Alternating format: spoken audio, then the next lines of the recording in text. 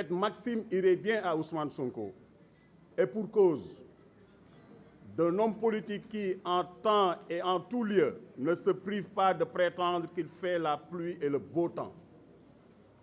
L'on entendait qu'il tienne un discours responsable et pertinent, notamment sur le projet de gouvernance locale de sa protégée candidate à la mairie de Golfe Sud, ou à défaut de faire étalage des failles de l'équipe municipale sortante qui justifierait l'ambition politique locale de sa coalition d'appartenance.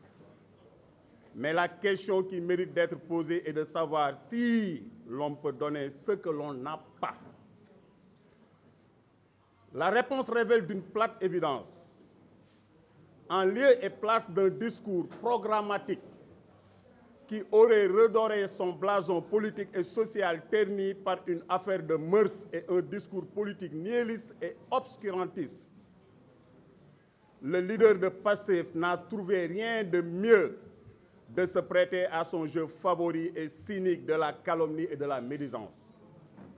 C'est le comble de l'imposture que quelqu'un qui a dans son tableau de chasse funeste la mort tragique de 15 jeunes gens et un viol s'affranchisse si allègrement du fardeau qu'il porte sur la conscience au point de verser dans des jugements de valeur et des menaces indignes d'un homme politique digne de ce nom.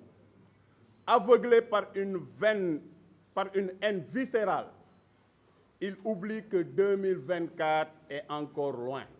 Macky est en réalité son œil de Caïn,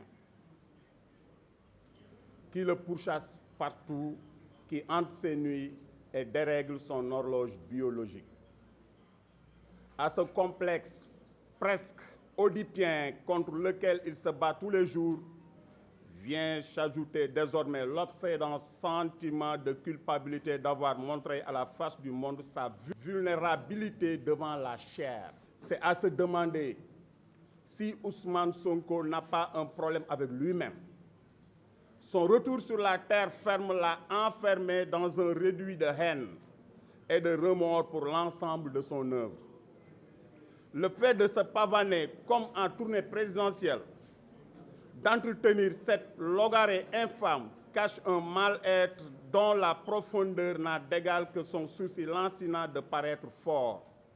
Aliou Sall et Lat Diop ne boxent pas sur le même ring qu'Ousmane Sonko. Sur plusieurs plans et indépendamment des considérations partisanes, Sonko ne leur arrive pas à la cheville.